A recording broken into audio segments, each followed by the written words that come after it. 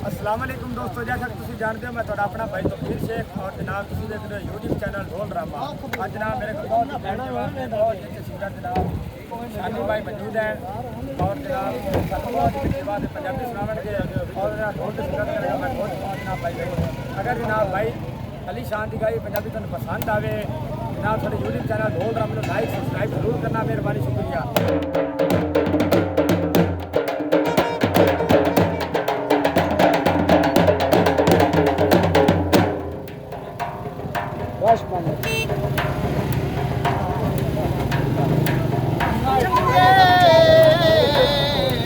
चंगे सज्जन खुदा शालार वाह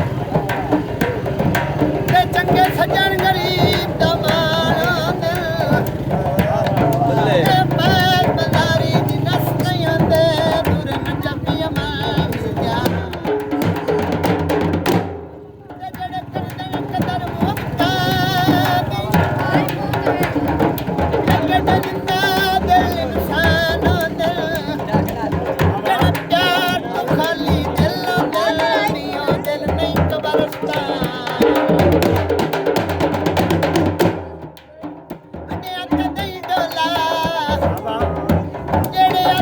छोड़ जाते होते नसल दे नहीं